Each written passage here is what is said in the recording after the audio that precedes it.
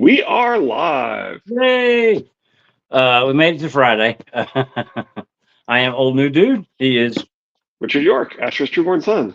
I keep wearing the Batman shirt in honor of Chris's Dark Knight watch from Ice and Firecon. So I Nice. just giving him a shout out. Sorry about Wednesday, but we'll make up for it today. This is Storm of Swords, Cat 2. I'm not a big fan of cat chapters, but some of them grow on you. I like her chapters, all right. I think her chapters are okay. Yeah, But I mean, each you're right though. Each point of view is a different flavor, so they may not be your cup of tea. yeah. The truth is in the shirt, Richard. And the shirt counts as one. I take it Hey, you are Charles. feeling better. What's that? Under the three singers. That's okay. Well, Lady Thistle says, "Hope you're feeling better." Oh, thank you. Yeah, I do Anyway, feel better than I did Wednesday for sure. are we ready? Yeah, take it away, man. I'm sorry. Sorry, maybe you said that and I got distracted by the chat. That's possible. That's okay. I Storm don't remember if I did 14. or not. Storm 14, Cat 2. Rob is his father's son. Rob, she knew the moment she heard the kennels erupt. Her son had returned to River Run, and Greywind with him. Only the scent of the great grey direwolf could send the hounds into such a frenzy of baying and barking. Just about anything will send my hounds into baying and barking. He will come to me, she knew. Edmure had not returned after his first visit, preferring to spend his days with Mark Piper and Patrick Mallister, listening to Ryman the Rhymer's verses about the battle at the Stone Mill. Rob is not Edmure, though. Rob will see me. I think Edmure is respecting the concept of Catelyn being detained for treason, even as she's exactly where she wants to be. It's not exactly the worst imprisonment. right. It had been raining for days now, a cold gray downpour that well suited Catelyn's mood. Her father was growing weaker and more delirious with every passing day, waking only to mutter tansy and beg forgiveness. Edmure shunned her, and Sir Desmond Grell had still denied her freedom of the castle, however unhappy it seemed to make him. Only the return of Sir Robin Ryger and his men, foot weary and drenched to the bone, served to lighten her spirits. They'd walked back, it seemed. Somehow the Kingslayer had contrived to sink their galley and escape, Maester Byman confided. Catelyn asked if she might speak with Sir Robin to learn more of what had happened, but that was refused her. It couldn't be a woman who outsmarted him, so it must have been that devious Kingslayer. No respect, I tell you what, no respect. Anyway, Yeah, that's my Roddy Dangerfield. that's pretty Anyway, good. not that anybody else remembers him, but Oh, I do. something else was wrong as well. On the day her brother returned, a few hours after their argument, she had heard angry voices from the yard below. When she climbed to the roof to see, there were knots of men gathered across the castle beside the main gate. Horses were being led from the stables, saddled and bridled, and there was shouting, though Catelyn was too far away to make out the words. One of Rob's white banners lay on the ground, and one of the knights turned his horse and trampled over the direwolf as he spurred toward the gate. Several others did the same. Those are men who fought with Edmure in the fords, she thought. What could have made them so angry? Has my brother slighted them somehow, given them some insult? She thought she recognized Sir Perwyn Frey, who had traveled with her to Bitterbridge and Storm's End and back, and his bastard half-brother, Martin Rivers, as well. From this vantage, it was hard to be certain. Close to 40 men poured out through the castle gates. To what end, she did not know. They did not come back, nor would Maester Vyman tell her who they had been, where they had gone, or what had made them so angry. I'm here to see to your father, and only that, my lady, he said. Your brother will soon be Lord of Riverrun. What he wishes you to know, he must tell you. But now Rob was returned from the west, returned in triumph. He will forgive me, Catelyn told herself. He must forgive me. He's my own son, and Arya and Sansa are as much his blood as mine. He will free me from these rooms, and then I will know what has happened. By the time Sir Desmond came for her, she had bathed and dressed and combed out her auburn hair. King Rob has returned from the west, my lady, the knight said, and commands that you attend him in the great hall. It was the moment she dreamt of and dreaded. Have I lost 2 sons or 3? She would know soon enough. The hall was crowded when they entered. Every eye was on the dais, but Catelyn knew their backs. Lady Mormont's patched ringmail, the great John and his son looming above every other head in the hall. Lord Jason Mallister, white-haired with his winged helm in the crook of his arm, Titus Blackwood in his magnificent raven feather cloak. Half of them will want to hang me now. The other half may only turn their eyes away. She had the uneasy feeling that someone was missing, too. Rob stood in the dais. He's a boy no longer, she realized with a pang. He's 16 now, a man grown. Just look at him. War had melted all the softness from his face and left him hard and lean. He shaved his beard away, but his auburn hair fell uncut to his shoulders.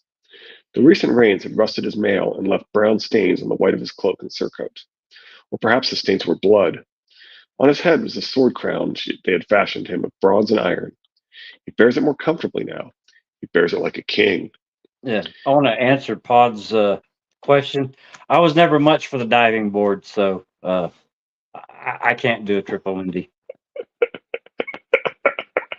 Nobody can do a triple Lindy. That dive's impossible. And the Goofy movie is actually a retelling of that movie, by the way, and it's really obvious if you watch it. Like basically, so it's about him going back to school with his son, right? And basically, this wealthy elderly librarian type woman is tutoring him. He does this insane skateboard dive, basically that endears him to everyone, and his son is becoming jealous of him. I mean, it's literally they just took that movie and remade it as with Goofy. Anyway. It's surprising just how much of it is the same as Back to School. Edmure stood below the crowded dais, head bowed modestly as Rob praised his victory. Fell at the stone mill shall never be forgotten. Small wonder Lord Tywin ran off to fight Stannis. He'd had his fill of Northmen and Rivermen both. That brought laughter and approving shouts, but Rob raised a hand for quiet.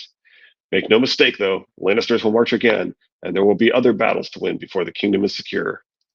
The Great John roared out, King of the North! And thrust a mailed fist into the air. The Warlords answered with a shout of, King of the Trident!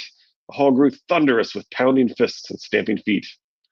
Only a few noted Catelyn and Sir Desmond amidst the tumult, but they elbowed their fellows, and slowly a hush grew around her. She held her head high and ignored the eyes. Let them think what they will. It is Rob's judgment that matters. The sight of Sir Brynden Tully's craggy face on the dais gave her comfort. A boy she did not know seemed to be acting as Rob's squire. Behind him stood a young knight in a sand-colored surcoat blazing with seashells, and an older one who wore 3 black pepper pots on a saffron bend across a field of green and silver stripes. Between them were a handsome older lady and a pretty maid who looked to be her daughter. There was another girl as well, near Sansa's age. The seashells were the sigil of some lesser house, Catelyn knew. The older man she did not recognize. Prisoners? Why would Rob bring captives onto the dais? The 30s Wayne banged his staff on the floor as Sir Desmond escorted her forward. If Rob looks at me as Edmure did, I do not know what I will do. But it seemed to her that it was not anger she saw in her son's eyes, but something else. Apprehension, perhaps? No, that made no sense. What should he fear? He was the young wolf, king of the Trident in the north. Her uncle was the first to greet her. As black a fish as ever, Sir Brynden had no care for what others might think. He leapt off the dais and pulled Catelyn into his arms. When he said, It is good to see you home, Cat, she had to struggle to keep her composure. And you, she whispered. Mother? Catelyn looked up at her tall, kingly son. Your Grace, I have prayed for your safe return. I had heard you were wounded. I took an arrow through the arm while storming the crag, he said. It's healed well, though. I had the best of care. The gods are good, then. Catelyn took a deep breath. Say it. It cannot be avoided. They will have told you what I did. Did they tell you my reasons? For the girls. I had 5 children. Now I have 3. I, my lady, Lord Rickard Karstark pushed past the Great John, like some grim spectre with his black mail and long, ragged gray beard, his narrow face pinched and cold. And I have one son who once had 3. You have robbed me of my vengeance. Catelyn faced him calmly. Lord Rickard, the Kingslayer's dying would not have brought life for your children. His living may buy life for mine. The Lord was unappeased. Jaime Lannister has played you for a fool. You've bought a bag of empty words, no more. My Torrhen and my Eddard deserve better of you. Leave off, Karstark, rumbled the Great John, crossing his huge arms against his chest. It was a mother's folly. Women are made that way. A mother's folly? Lord Karstark rounded on Lord Umber. I name it treason. Enough! For just an instant, Rob sounded more like Brandon than his father. No man calls my lady of Winterfell a traitor in my hearing, Lord Rickard. When he turned to Catelyn, his voice softened. If I could wish the Kingslayer back in chains, I would. You freed him without my knowledge or consent. What you did, I know you did for love. For Arya and Sansa, and out of grief for Bran and Rickon. Love's not always wise, I've learned. It can lead us to great folly, but we follow our hearts, wherever they take us. Don't we, Mother? I suppose we should point out I think that this doesn't actually mean much, but more like Brandon than his father. Certainly, Ned raised him as his father, so I don't think that Right. rules out that. I don't think that actually adds much evidence or rules things out. In fact, it arguably the fact that he resembles Brandon in his voice could, in fact, support it. Right, Yeah. support the theory that Brandon is his biological father. So Yeah. I don't know that it tells us more one way or the other. Now, is that the only time she gives him the Brandon comparison, or she doesn't do it? Doesn't she do it again? Well, she says that he'll grow as tall as his father. When we know Ned is short and Brandon's tall. So I mean, there's more blatant hints than this. That's for sure. Yeah. Is that what I did? If my heart led me into folly, I would gladly make whatever amends I can to Lord Karstark and yourself. Lord Rickard's face was implacable. Will your amends warm Torrhen and Eddard in their cold graves where the Kingslayer laid them? He shouldered between the Great John and Mage Mormont and left the hall. Robb made no move to detain him. Forgive him, Mother. If you'll forgive me, I have. I know what it is to love so greatly you can think of nothing else. Catelyn bowed her head. And she doesn't even stop to think, like, when did this happen? Anyway, thank you. I have not lost this child, at least. We must talk, Robb went on. You and my uncles, of this and other things. Steward, call an end. The 30s Wayne slammed his staff on the floor and shouted the dismissal, and Riverlords and Northerners alike moved toward the doors. It was only then that Catelyn realized what was amiss. The wolf. The wolf is not here. Where is Greywind? She knew the direwolf had returned with Robb. She'd heard the dogs, but he was not in the hall, not at her son's side where he belonged.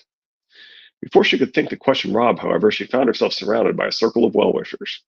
Lady Mormont took her hand and said, My lady, if Cersei Lannister held 2 of my daughters, I would have done the same. The Great John, no respecter of proprieties, lifted her off her feet and squeezed her arms with his huge hairy hands. Your wolf pup mauled the Kingslayer once. He'll do it again if need be. Galbert Glover and Lord Jason Mallister were cooler, and Jonas Bracken almost icy, but their words were courteous enough. Her brother was the last to approach her. I pray for your girls as well, Cat. I hope you do not doubt that. Of course not, she kissed him. I love you for it. When all the words were done, the great hall of Riverrun was empty save for Robb, the 3 Tullies, and the 6 strangers Catelyn could not place. She eyed them curiously. My lady, sirs, are you new to my son's cause? New, said the younger knight, him of the seashells, but fierce in our courage and firm in our loyalties, as I hope to prove to you, my lady. Robb looked uncomfortable. Mother, he said, may I present the Lady Sybil, the wife of Lord Gawain Westerling of the Crag? The older woman came forward with solemn mien. Her husband was one of those we took captive in the Whispering Wood. Westerling, yes, Catelyn thought. Their banner is 6 seashells, white on sand. A minor house sworn to the Lannisters. Robb beckoned the other strangers forward, each in turn. Sir Rolf Spicer, Lady Sybil's brother. He was castellan at the Crag when we took it. The pepper-pot knight inclined his head. A square-built man with a broken nose and a close-cropped grey beard, he looked dowdy enough. The children of Lord Gawain and Lady Sybil. Sir Reynold Westerling, the seashell knight, smiled beneath a bushy mustache. Young, lean, rough-hewn, he had good teeth and a thick mop of chestnut hair. Elenya, the little girl, did a quick curtsy. Rollum Westerling, my squire. The boy started to kneel, saw no one else was kneeling, and bowed instead. The honor is mine, Catelyn said. Can Robb have won the Crag's allegiance? If so, it was no wonder the Westerlings were with him. Castle Rock did not suffer such betrayals gently, not since Tywin Lannister had been old enough to go to war. The maid came forward last and very shy. Robb took her hand. Mother, he said, I have the great honor to present you the Lady Jane Westerling, Lord Gawain's elder daughter, and my lady wife. The first thought that flew across Catelyn's mind was, no, that cannot be. You're only a child. The second was, and besides, you have pledged another. The third was, Mother, have mercy, Robb, what have you done? Only then came her belated remembrance. Follies done for love? He's bagged me neat as a hare in a snare. Now, notice that some squire saying. What's that? Same squire saying. I'm lost. I'm not sure what that means, Chris. Do you know what it means? I have no idea. Anyway, he's bagged me neat as a hare in a snare. So this kind of reminds me of in the obviously we've read these books many times, but it kind of reminds me of Rob's will, right? She says he's trapped me, right? Mhm. He's forced me to go along with this. And anyway, I've been in that situation before, says Chris.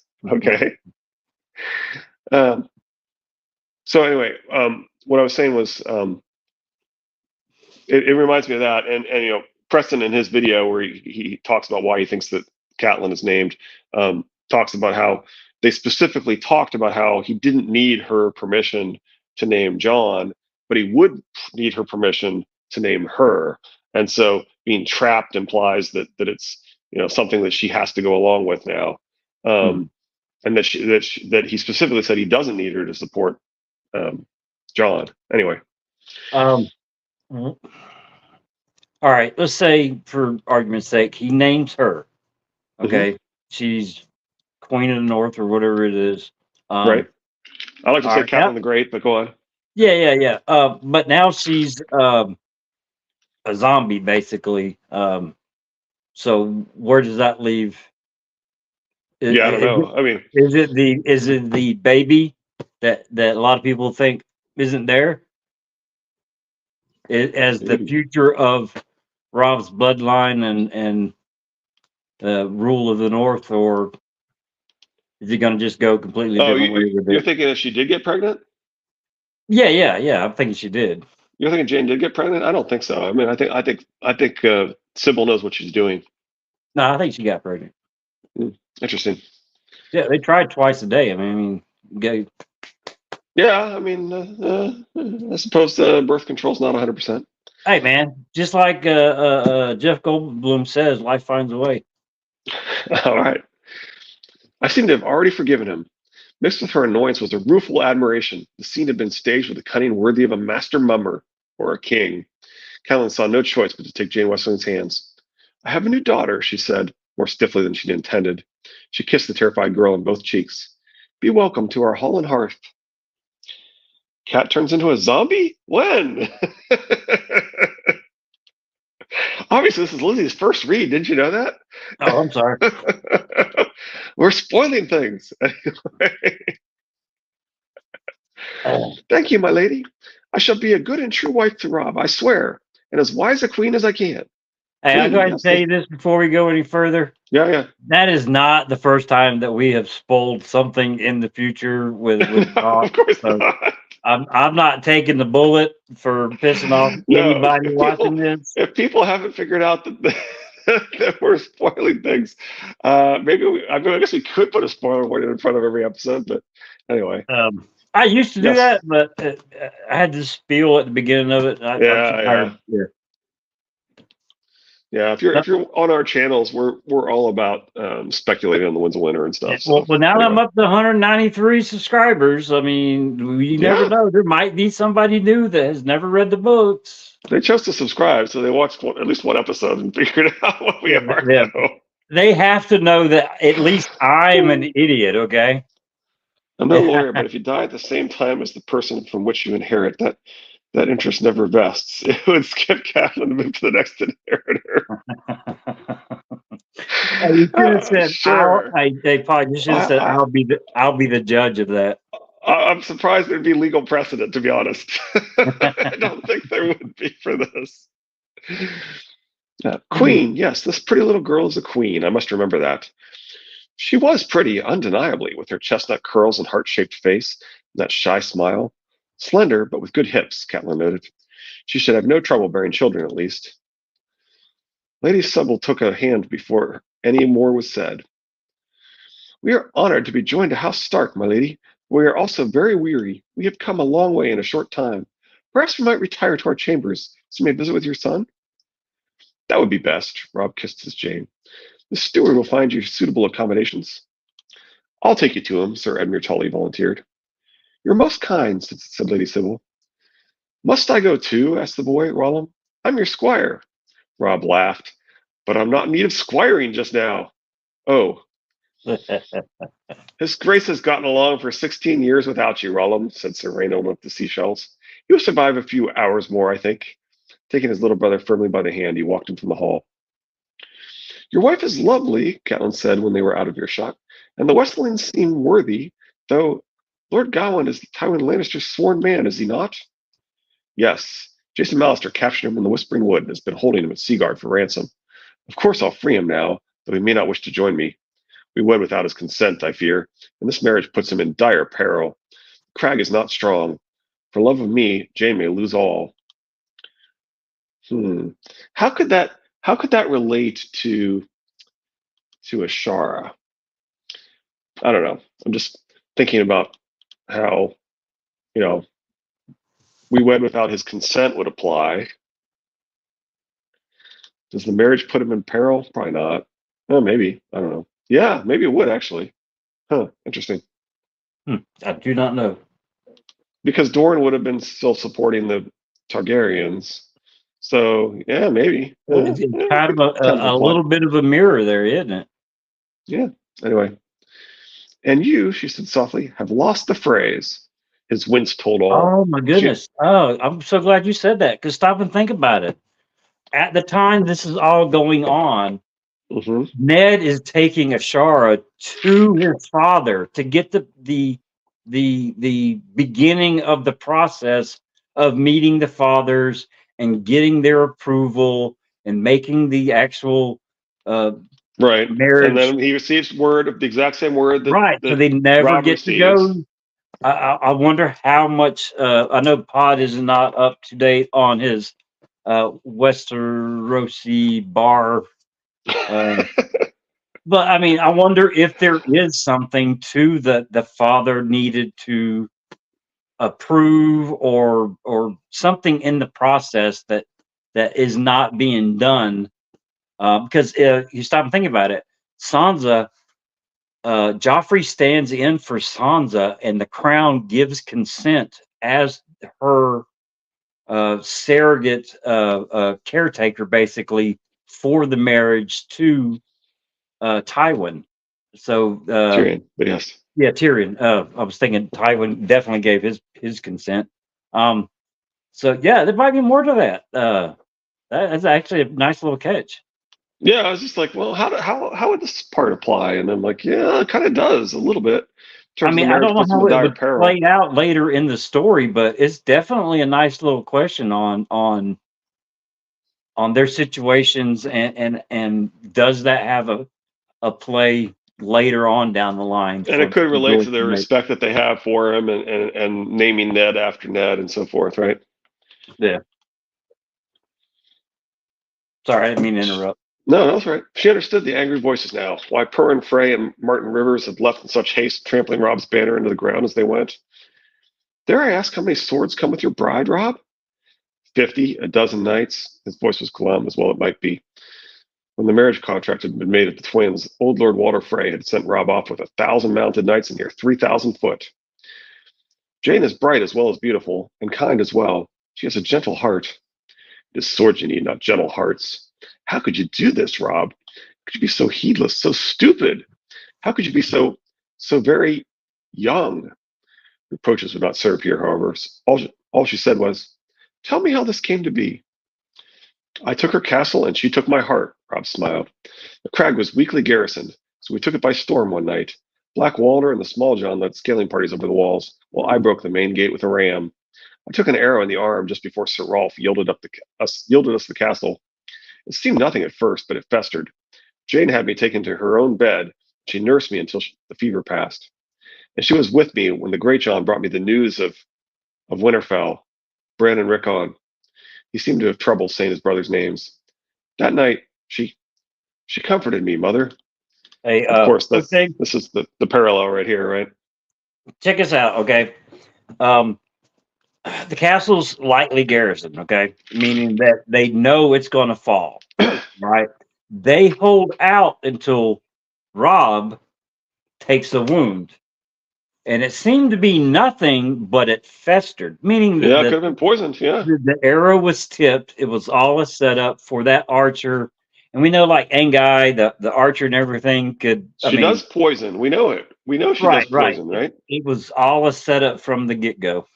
I mean, from Yep. And she can potentially see the future. right. So, She's from the family of Maggie the Frog, so yeah, yeah. So this was all set up from the get go. It's I like it. from the festering of the wound to being taken care of, and possibly a love potion. Right. Uh, It's not like they have antibiotics, but she would know how to give her the antidote of a poison. yeah, well, I'm sure she gave him something else too, but Yeah. Yeah. Maybe a love potion too. Sure. yeah, Probably not needed though, because of the parallels here. yeah, Catelyn did not need to be told what sort of comfort Jane Wesley had offered her son. And you wed her the next day. At some point, so yeah, this is where I go through that in my notes, right? At some point, word would have reached Ned of the deaths of the two Starks immediately before him in line of succession, Brandon and Rickard. This most likely would have occurred as he traveled with his intended to Shara Dane. The Order of the Green Hand wonders if Bashara might have been traveling incognito, claiming to be a fisherman's daughter. George has even implied in interviews that it is important to realize Ashara might not have been at King's Landing during some important events. It's almost as if she and her location were important to our story, as if upon receiving word of the two Starks adjacent to him in the line of succession, Brandon and Rick, Ned might have done the honorable thing and married his love despite needing a marriage alliance to stop the sadistic king and the Iron Throne. See Triple Trigger's episodes 1 and 2. I mean, we've been dancing around that whole episode, but yeah. say it explicitly. He looked her in the eyes, proud and miserable all at once. It was the only honorable thing to do. I mean, right there, it was the only honorable thing. It's been implied over and over again that there's no honor in fathering a bastard. That right, and so I mean, it's the idea that later on, Tywin will say Rob is his father's son, right? Right. And I mean, I know a lot of people have way different opinions on what kind of a man Robert is, all that kind of stuff. But I mean, him leaving a bastard in a trueborn maid's belly and dishonoring her did not weigh heavy on his soul at all. But Rob being raised by Ned, this would have been, I mean, yeah, it would have been the only path forward for him. Yep. She's gentle and sweet, mother. She'll make me a good wife. Perhaps that will not appease Lord Frey. Finally, 2 and 3, and away we go. R.I.P. Rob the best. No, one more thing I want to say about that. Darn it, I kind of forgot what I was thinking. I wanted to say something about the honor and dishonor aspect of that. I don't know. Oh yeah, Brandon. Okay, yeah, Brandon. I think people misunderstand Brandon. So Brandon was I don't doubt. I'm certainly not claiming that Lady Dustin was his first by any stretch. Right, that's pretty clear. But right. As soon as he was betrothed to Catelyn, he broke it off with her. Right. Right, and he went to Riverrun and met Catelyn, and you can tell that Catelyn really loved him, and is really pissed off when right after Jaime twice tells us that there are no men like me, he says that Brandon was just like me. But anyway, she's really pissed off by him saying that, right? And he's nothing like you. But anyway, but my point is clearly Brandon did not, in fact, believe in cheating on his betrothed, right? But he also probably would have. Neither he nor Kat would have had any problem with people that were certain that they were going to be wed, sleeping together, right? Right. Well, I mean, a lot of times Brandon is portrayed, and I do it too sometimes, as this Robert type character that right. And I'm saying no. anything in the world, but and he's not compared to be as honorable as Ned is. But I mean, up until that point, he was not betrothed to anyone, and I don't think he forced himself to anyone's bed up until then. Lady Dustin as well. So I agree with you. Once he got Right. the announcement or the agreed Betrothal, yeah. betrothal from his father, then I mean that was Yeah. it. And then I That agree was with it. you. Like I mean, I can't sleep with you anymore. Yep. yeah. So anyway. All right. I know, her son said, stricken. I've made a botch of everything with the battles, haven't I? I thought the battles would be the hard part, but if I'd listened to you and kept Theon as my hostage, I'd still rule the North, and Bran and Rickon would be alive and safe in Winterfell. Perhaps.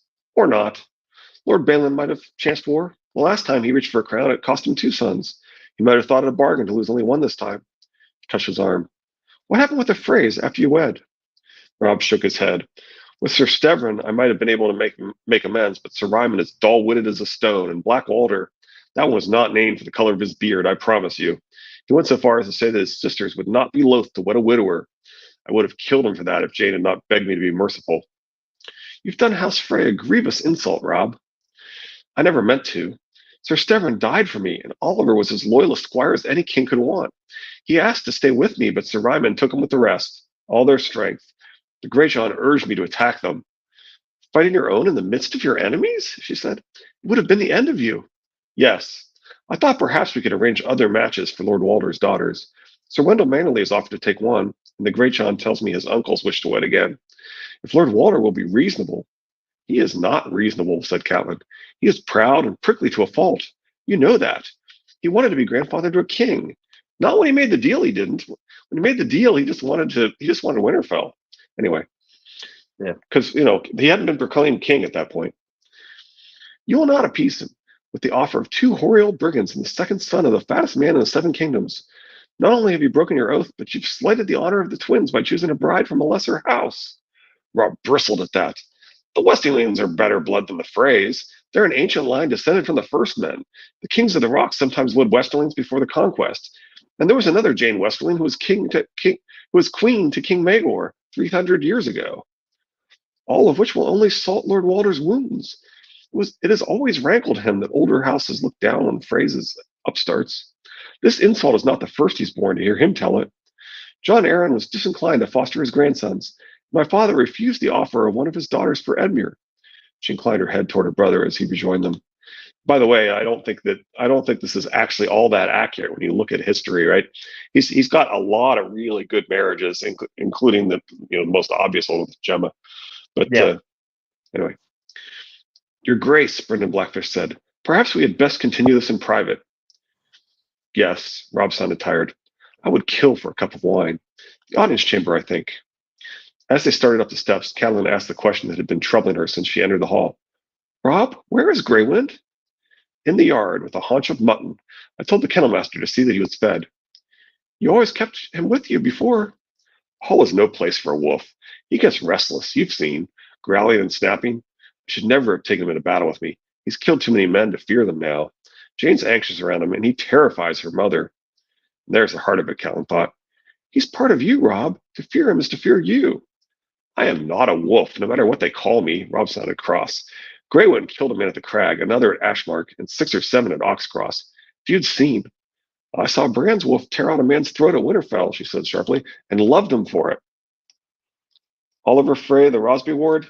I like that interpretation personally, but any thoughts? I tend to agree.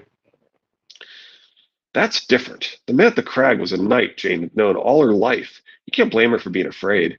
Greywind doesn't like her uncle either. He bares his teeth every time Sir Rolf comes near him. That's a plan of the Westlings to separate them. Yep. Yeah. A chill went through her. Send Sir Rolf away, at once. Where? Back to the Crags so the Lannisters can mount his head on a spike? Jane loves him. He's her uncle and a fair knight besides. We need more men like Rolf Spicer, not fewer. I'm not going to banish him just because my wolf doesn't seem to like the way he smells. Robb? She stopped and held his arm. I told you once to keep Theon Greyjoy close, and you did not listen. Listen now. Send this man away. I'm not saying you must banish him. Find some task that requires a man of courage, some honorable duty. What it is matters not. but do not keep him near you. He frowned. Should I have Greywind sniff all my nights? There might be others whose smell he mislikes. Any man Greywind mislikes is a man I do not want close to you. These wolves are more than wolves, Rob.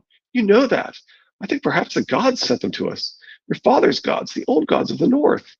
5 wolf pups, Rob. 5 for 5 stark children. 6, said Rob. There was a wolf for John as well. I found them, remember?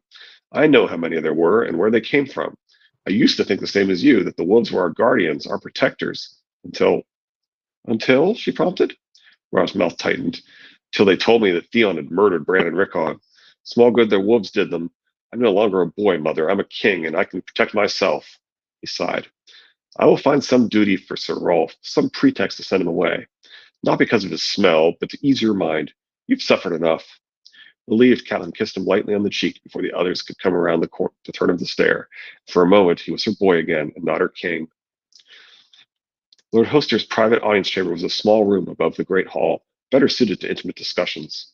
Rob took the high seat, removed his crown, and set it on the floor beside him as Catelyn rang for wine. Edmure was filling his uncle's ear with the whole story of the fight at the stone mill. It was only after the servants had come and gone that the Blackfish cleared his throat and said, I think we've all heard sufficient of your boasting, nephew. Edmure was taken aback. Boasting? What do you mean? I mean, said the Blackfish, that you owe his grace your thanks for his forbearance. He played out that mummer's farce in the great hall so as not to shame you before your own people. Had it been me, I would have flayed you for your stupidity rather than praising this folly of the Fords. I don't believe that for a second, by the way. I mean, I know it's just hyperbole, but still. Yeah. Good men died to defend those Fords, Uncle. Edmure sounded outraged. What, is no one to win victories but the young wolf? Did I steal some glory meant for you, Rob? Your grace, Rob corrected icy. You took me for your king, Uncle, or have you forgotten that as well? Blackfish said, You were commanded to hold River Run, Edmure, no more. I held River Run, and I bloodied Lord Tywin's nose. So we mentioned this last time. He found a much better way to accomplish his mission and did so. Yeah. So you did, said Rob, but a bloody nose won't win the war, will it? Did you ever think to ask yourself why we remained in the West so long after Oxcross? You knew I did not have enough men to threaten Lannisport or Castle Rock. Why, there were other castles, gold, cattle. You think we stayed for plunder? Rob was incredulous. Uncle, I wanted Lord Tywin to come west. We were all horsed, Sir Brendan said. The Lannister host was mainly foot. We planned to run Lord Tywin a merry chase up and down the coast, and slip behind him and take up a strong defensive position to thwart the Gold Road, and a place my scouts had found where the ground would have been greatly in our favor. If he'd come at us there, he would have paid a grievous price. But if he did not attack, he would have been trapped in the west, 1,000 leagues from where he needed to be. All the while, we would have lived off his land instead of him living off ours. Oh my God, this is one I wish people really see, hear, understand Cat. She's talking from experience. I feel her frustration in this chapter. Yeah, I mean, obviously we agree with Cat as far as this chapter goes. Yeah. Yeah. Lord Stannis was about to fall upon King's Landing, Rob said. He might have rid us of Joffrey, the Queen, and the Imp in one red stroke. Then we might have been able to make a peace. Edmure looked from uncle and nephew. You never told me. Yes, we agree. I told you to hold River Run, said Rob. What part of that command did you fail to comprehend? As we said, he figured out a better way to accomplish his mission and did so. The best organizations share the vision and strategy with their people so they can make the appropriate judgment calls at the lower levels. I mean, I think that this was the plan all along. That they knew that they couldn't mess with Lannisport or any of that. But the right. plan No, I was, mean he's definitely being honest about what their thoughts were. Right. So I mean, I think this is Rob and most likely is probably the Blackfish's plan all along to mess with Tywin, to give Stannis the time. But if it was the plan all along, they could have took Edmure aside before they left and said, "Hey, yeah, this is what we're going to do."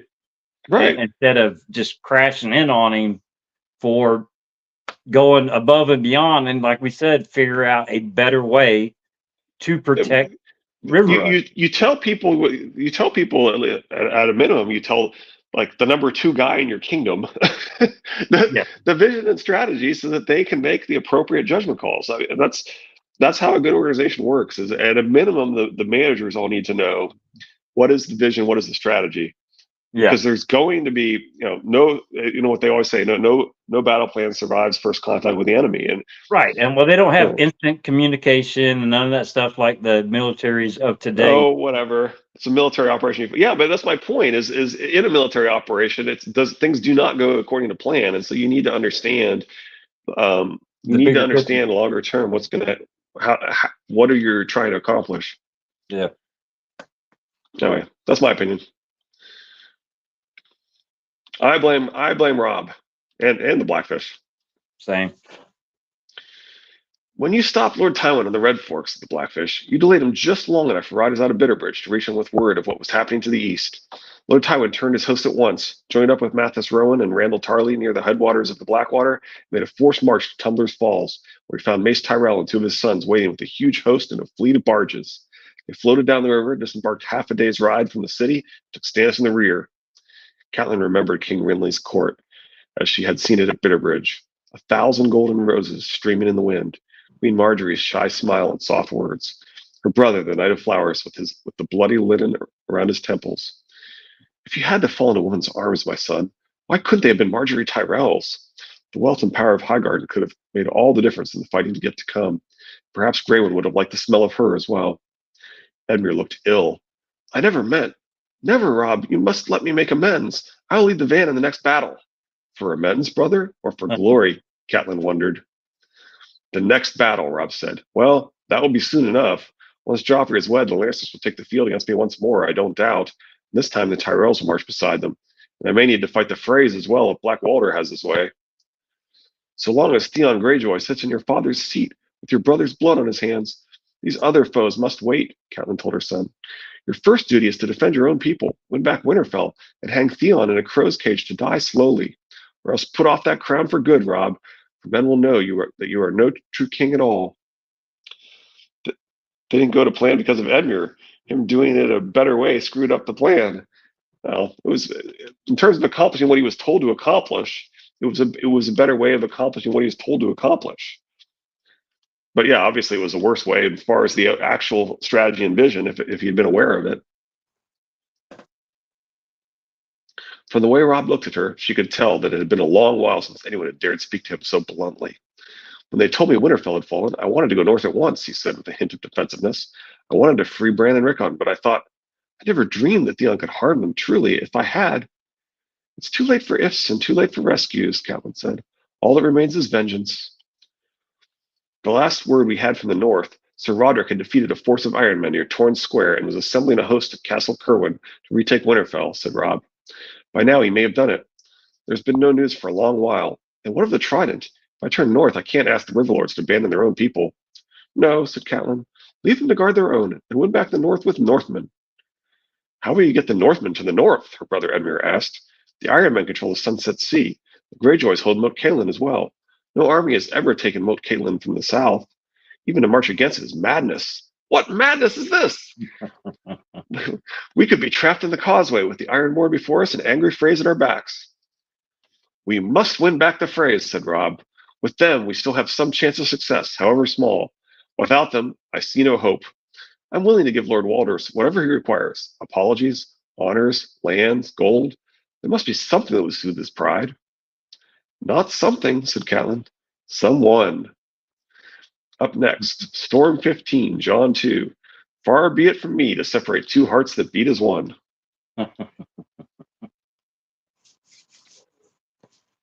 Four is the madness.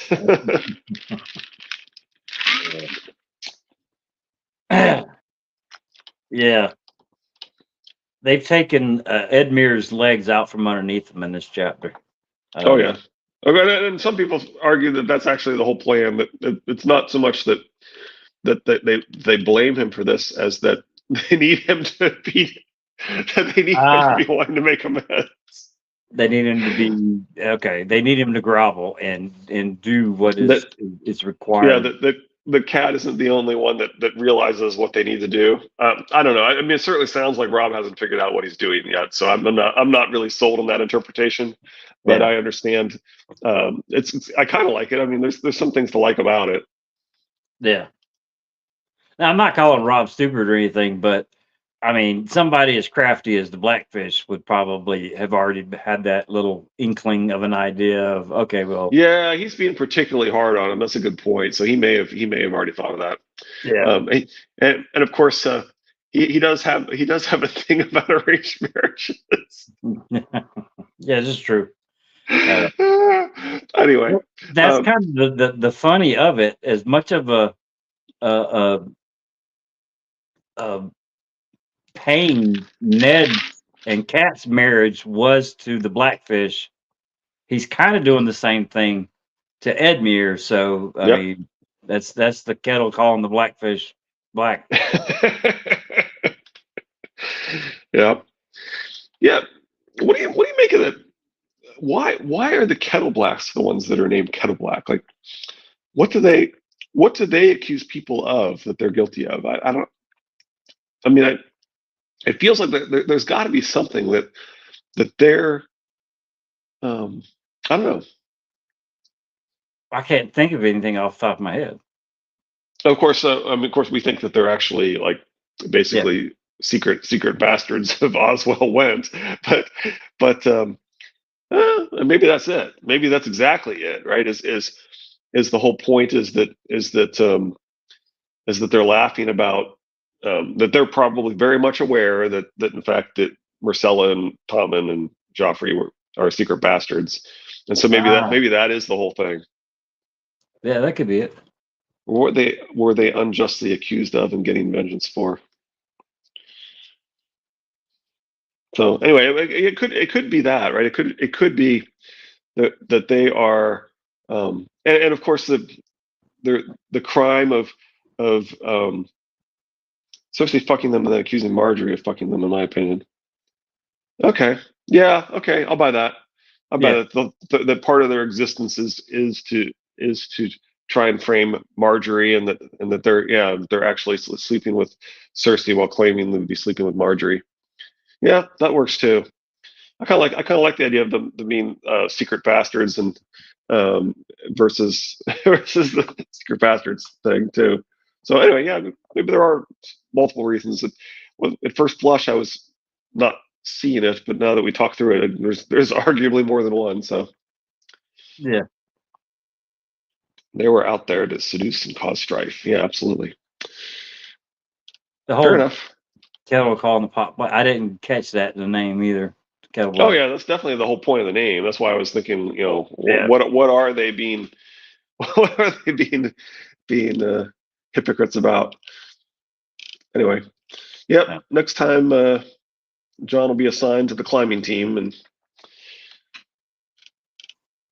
Ooh, excuse me. Tired. anything else? Oh, that's it. And I'm having one of them weeks. Be glad for it to be over with. All right. Uh, I guess just I could say the one thing I keep so I'm trying to I've never actually read the Book of the New Sun. I'm trying to go through it and trying to look it through the analysis and things and how it might apply. I was 8 years old when I realized the kettle black thing. Apparently, old dude did as well, Jeff. So, um, Thank you, Jeff. so anyway, one of the things that Forest for the trees, man. Forest for the trees. Sometimes so it's what just so one of the things that I do find interesting about the Book of the New Sun, of course, for those that don't know, it was probably considered to be top two or three fantasies when George started writing this, and it's of the top three, the Earthsea and Lord of the Rings being the others, right?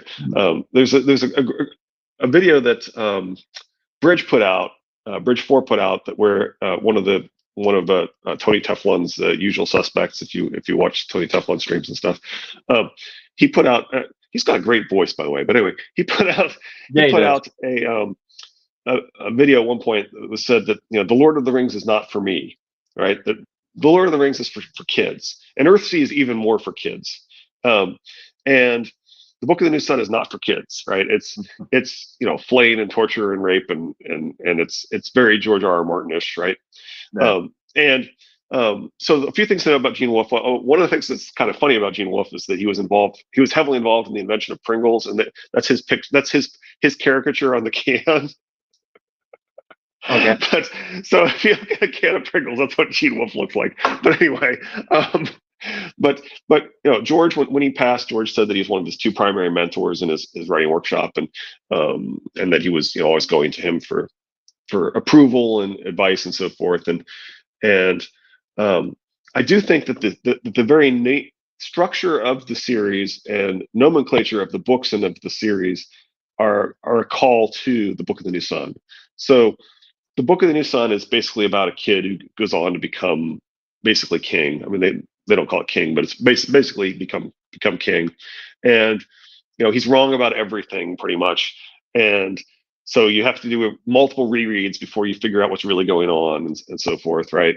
And the name, of course, of the naming pattern of each book is sort of like Game of Thrones type naming patterns. It's Shadow of the Torturer, Claw of the Conciliator. So it's much like the naming pattern of the books that constitute A Song of Ice and Fire.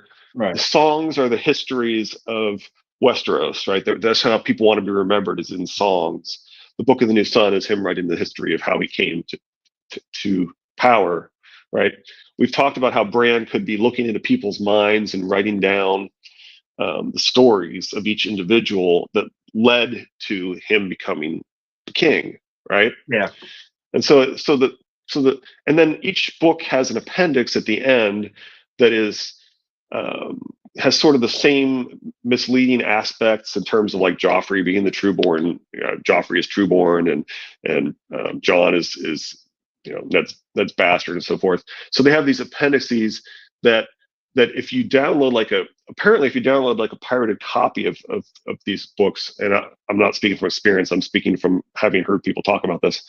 Some of the people will move the appendix to the front, and that's sort of, if you read through these books, you can see why on reread you might choose to read the appendix before you read the book, because each appendix is supposed to be a snapshot of how things are at the beginning of that book, right? Even though they appear at the end, right?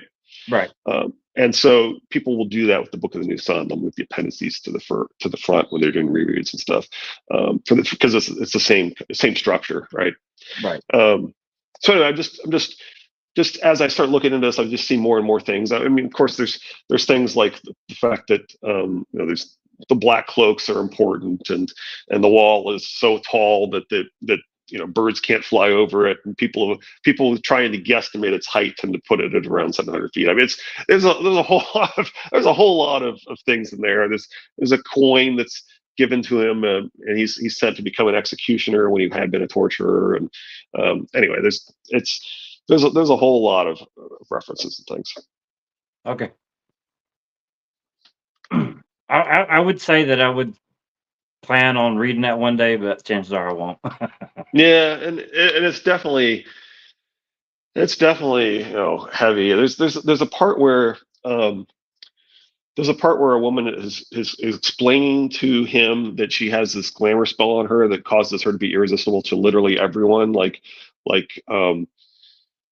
even straight women are gonna want her and so forth. And then he basically rapes her.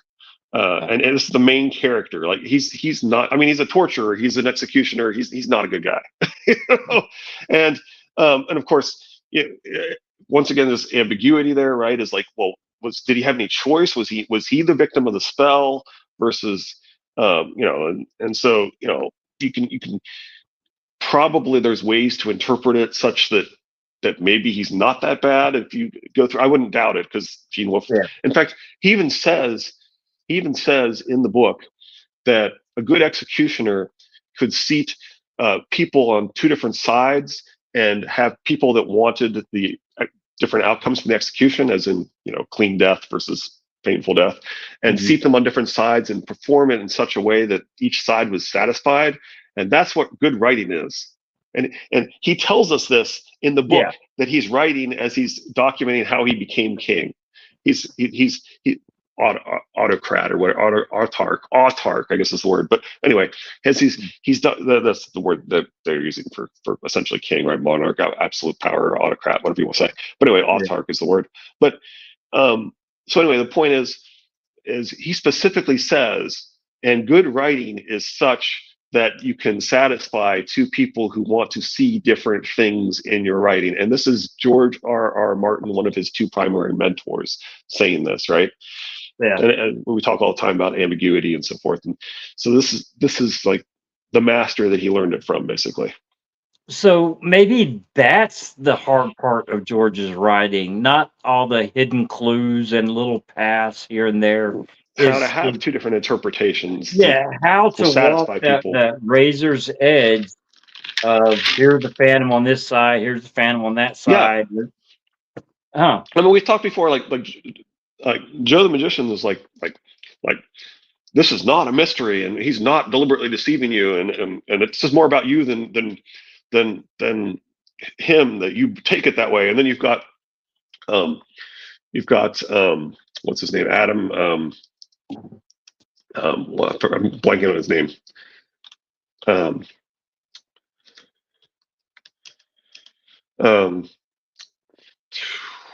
Look it up real quick. Adam Feldman, right?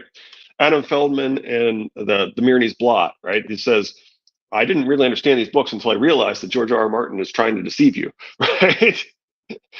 and you've got these two people that are and you'll hear a lot of people praise both of those individuals, and they clearly have different interpretations of the book and what's going on, and they're both very satisfied and love the series, right? But they take the opposite viewpoints. Well, I've said it many times. I'll say it many times. Everybody reads these pages and gets something different. Absolutely. I mean, me and you pretty much agree about 80%, if not a little higher most of the time. There's still probably more than most two people you can randomly pick in the fandom. Yeah, I know. I mean, it's like throwing a dart, and how we got together, I do not know, which I'm glad we did. But I mean, we tend to agree over a lot of things, and there are certain things that I can answer that question.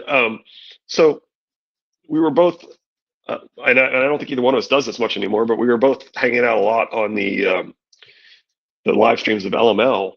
Yeah. And he mentioned that you had some funny videos and things. And I went out there and I noticed some of the things you were saying sounded a lot like the Triplet Targaryen stuff. Mm-hmm. And so I left some comments pointing you at that stuff, right? Yeah. And you talked about a little bit on your streams, or not streams, but videos, right? Yeah. And so I would make comments on your videos, and then you were like, and I said, and you were doing read through, and I said, I want to talk to you about how you need to include these things when you get to Cat 2. Yeah, right? yeah, that's it. And you said, I want you to be on that video. Yeah. Fine, let's try it out. All right, let's wrap it up, because the rest is history. All right, well, it's Friday. Everybody, please have a safe and fun weekend. We definitely will see you here next week. Monday will be, I got a doctor's appointment. It's either Monday or Tuesday. I don't know which day it is. So as soon as I find out, I'll let everybody know, because if it's Monday, the chances are it's going to probably kind of bleed into actually, I won't be able to do it on Monday, but if it's Tuesday, then we're good for Monday. But as soon as I find out, I'll let you know, Richard, and then sure. I'll let the Discord know. But we appreciate all y'all. Thank you very much again, Richard. Thank you for finding my videos, leaving the comments, and then the rest is history. So. And we at least got you and Jeff some new information. Yeah, this is true.